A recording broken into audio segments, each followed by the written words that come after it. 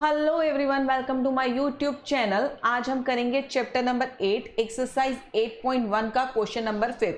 तो चलिए स्टार्ट करते हैं।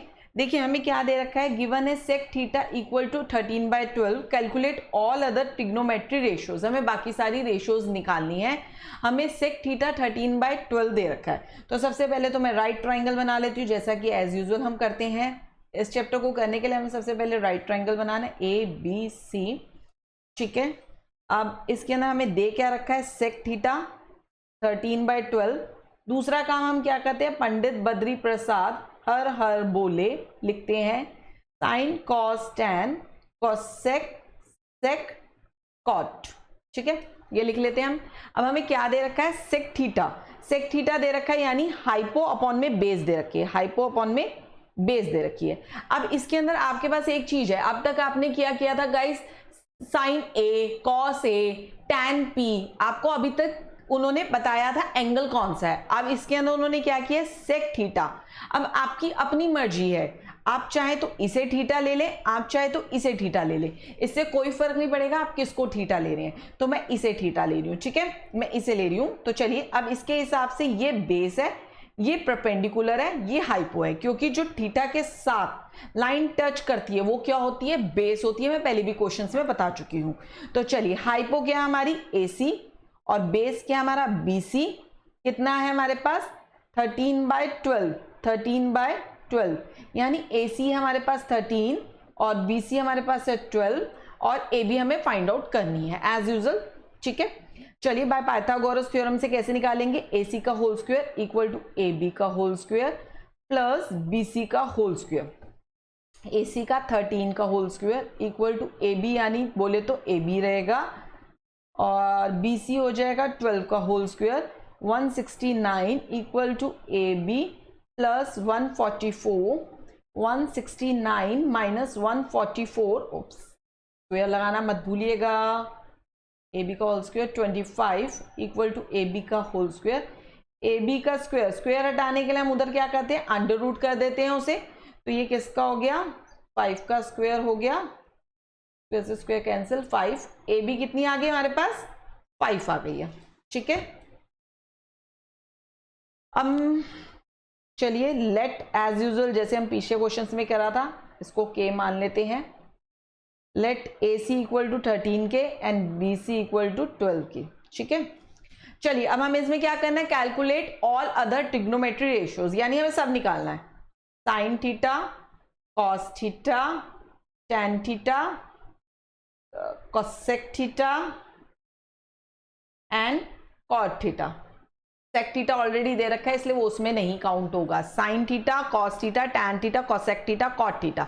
अब सबसे पहले हम क्या करेंगे, इसके अंदर P अपॉन में H, बेस अपॉन में हाइपो, परपेंडिकुलर अपॉन में बेस, कोसेक का हाइपो अपॉन में परपेंडिकुलर एंड बेस अपॉन में परपेंडिकुलर। ठीक है, चलिए परपेंडिकुलर क्या है इसके अंदर, AB अपॉन में AC, इसमें बेस क्या है BC अपॉन में हाइपो क्या है AC, इसके अंदर परपेंडिकुलर क्या है AB अपॉन में बेस, यानी बोले तो BC, हाइपो AC अपॉन में AB, बेस क्या है हमारे पास BC अपॉन में परपेंडिकुलर बोले तो AB। ठीक है, हमें ये लिखना बहुत जरूरी है। कहीं आप सोचे कि हम ऐसा नहीं लिखेंगे AB अपॉन में AC, हम खाली P अपॉन में H करके उसको सॉल्व कर लेंगे, तो नहीं, हमें ये छोटी छोटी चीजें ध्यान रखनी है बोर्ड के लिए, ताकि टीचर को क्लियर हो कि हमें पता है सब कुछ।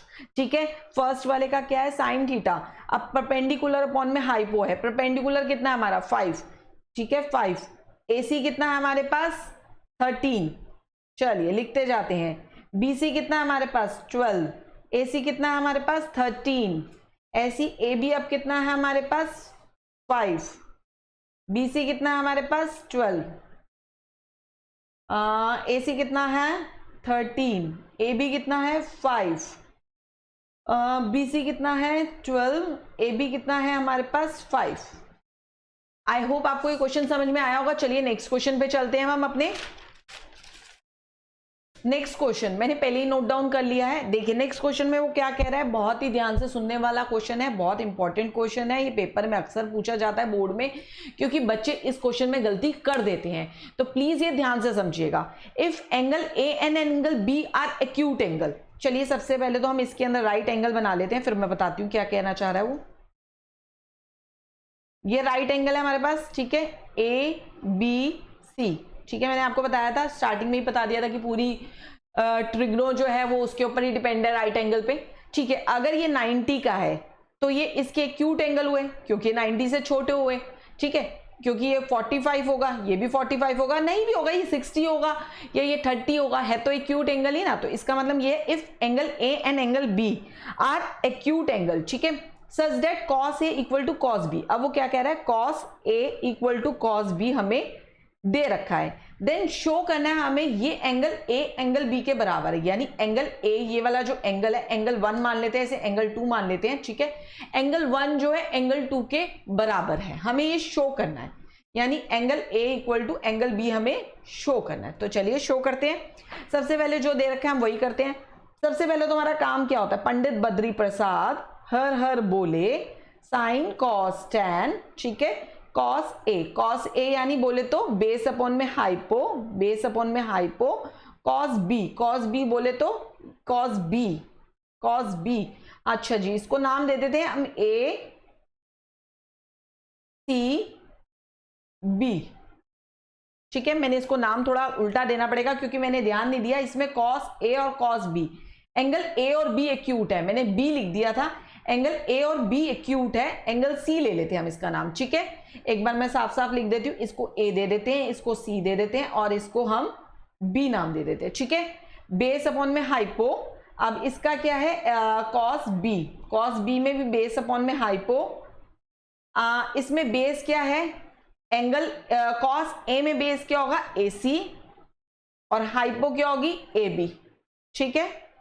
और कॉस बी यानी ये वाला, कॉस बी में जो भी एंगल के साथ लाइन टच कर रही होती है वो क्या होती है, हमारी बेस होती है। तो कॉस बी में क्या हो गया हमारा, सी बी अपॉन में हाइपो बोले तो ए बी, ठीक है। क्रॉस मल्टीप्लिकेशन कर देते हैं हम, A C multiply A B equal to C B multiply A B से भी कैंसिल आउट हो गया, A C equal to C B, यानी A C equal to C B. Guys जब भी हमारी आइसोलेस ट्राइंगल की, आपको ये प्रॉपर्टी शायद पता है या नहीं पता, अगर हमारी ये दोनों लाइंस इक्वल हैं तो इनके अपोजिट एंगल्स जो होंगे वो भी इक्वल होंगे, यानी angle A equal to angle B होगा। क्यों, इसका रीजन लिखेंगे, angle opposite to equal sides are equal, ठीक है। आइसोलेस ट्राइंगल की ये प्रॉपर्टी होती है, अगर अपोजिट साइड्स इक्वल हैं तो उसके अपोजिट एंगल्स भी इक्वल होंगे। गाइस आई होप आपको ये क्वेश्चन समझ में आया होगा। अगर आपको आया है, वीडियो थोड़ी सी भी अच्छी लगी है तो इसे लाइक करना बिल्कुल मत भूलिएगा, उस चैनल को सब्सक्राइब जरूर करिए ताकि आप 10th क्लास की पूरी वीडियो आराम से सुन पाए और देख पाए और समझ पाए, ठीक है। मिलते हैं अगली वीडियो में, तब तक के लिए बाय बाय।